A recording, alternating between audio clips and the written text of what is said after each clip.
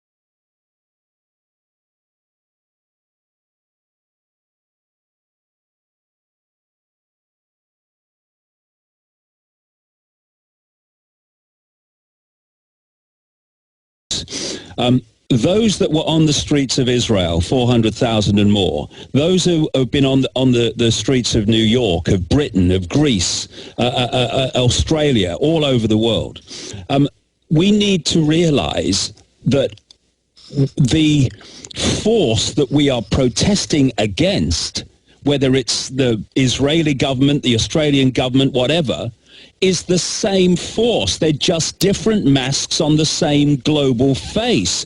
And the Israelis and the government and hierarchy and the Rothschilds, etc., have just as much absolute contempt for the mass of Jewish people as they have for everyone else. And this is an interesting thing that a lot of people don't realize, is that the first Zionist Congress was held in Basel, Switzerland in the latter years of the 19th century. But that's not where it was supposed to have been held to start with. The first Zionist Congress was scheduled to be held in Munich, Germany. And they had to move it to Switzerland because of opposition from Jewish people in Germany who didn't want anything to do, thank you very much, with being transported to Israel according to this Zionist agenda. In other words, Rothschild Zionist agenda. And then, of course, and I would strongly suggest this is not a coincidence, and the German Jews were treated grotesquely in the decades that followed, through the rise of the Nazi Party and all that stuff, and of course the Nazis were funded by the Rockefellers, by the Bush family through the on record Union Banking Corporation. Exactly. The Rockefellers funded a whole floor of a German university for a guy called Ernst Rudin, who was Hitler's race purity expert. The Kaiser Wilhelm Institute. Yes, exactly. And it's like I've just said, Alex, there are no borders with these people. And if we see borders and divisions like that, we're going to lose the plot. And so as a result of the appalling way that Jews were treated in Germany, suddenly they were moving out of Germany to Israel, and they were moving to the United States. In other words, the Rothschilds got what they wanted as a result of the Nazis and what they did. This is not a coincidence. Now, when you look at Israel and their grotesque treatment of the Palestinians, it is a mirror of the way the Nazis operated in Germany in so many ways. Now, that is not a paradox, because the same force that was behind the Nazis that treated the Jews in that way in Germany is the same force behind the Israeli regime that's treating the Palestinians as they are today. All right, stay there, David, and get a drink of water, because I can hear you need to cough. We're going to come right back. Long segment coming up, and we'll get into a bunch of other issues. I asked David what he wanted to talk about, and this is it. We'll be right back. Very interesting information. Ladies and gentlemen, bottom line, governments get power out of wars, and they get to take the liberties of the general public. And whether it's communist Chinese or thug enforcers here in the United States, Israel, or anywhere, they have the same wicked gleam in their eye of authoritarian domination, bloodthirst.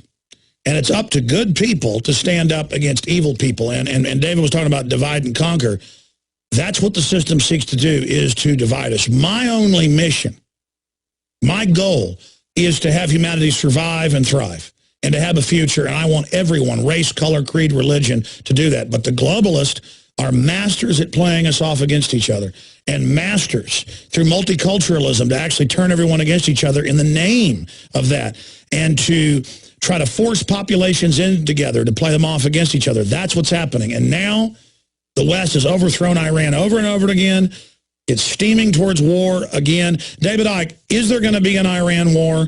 What do you see happening in the future? Where is this going? Gas prices, open announcements of world government. I mean, I thought we were crazies. But, mega banks will run Europe and the U.S. and issue the global SDR. It's all happening. Carbon taxes, Agenda 21, shutting down rural areas, arresting Amish everywhere, arresting people selling tomatoes on the side of the road.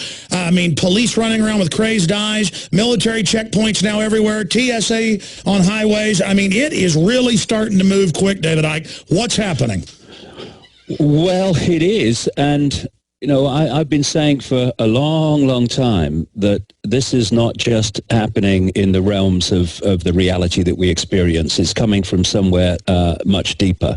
And you cannot orchestrate.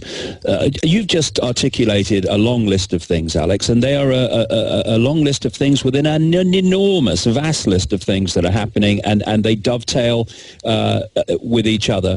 This is being orchestrated not by people sitting around the tables deciding the next move, but from very, very deep beyond this reality, I would suggest, and it's playing out here. A simple thing, and I've noticed this, and I'm sure other people have too, who've researched this.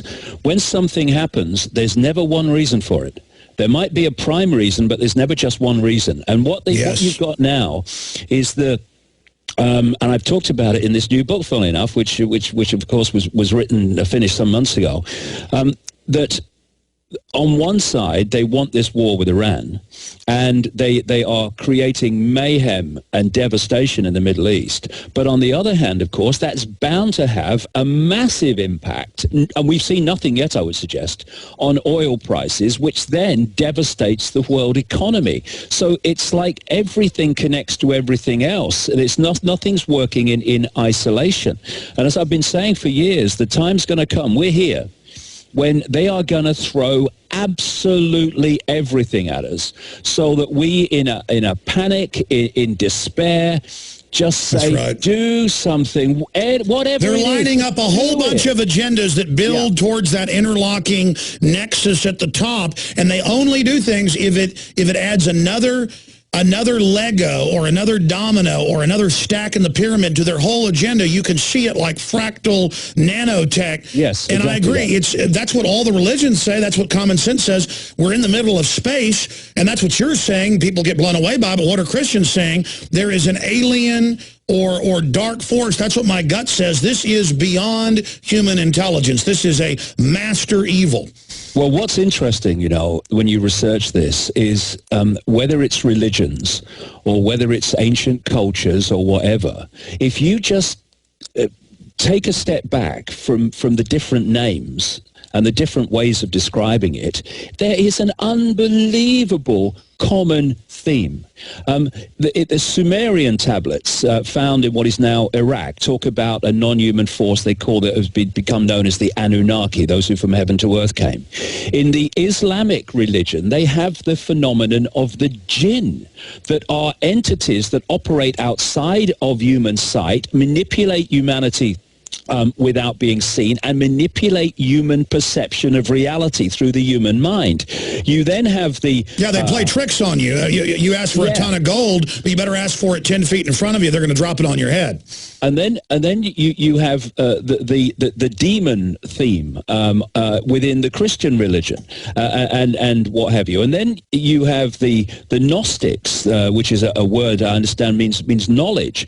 These were the Cathars who were slaughtered. These were the people that ran the great library of Alexandria who were slaughtered, and so were their writings destroyed. But in 1945 in Egypt, a great mass of them were found, which gave the Gnostic view of what's happening in the world.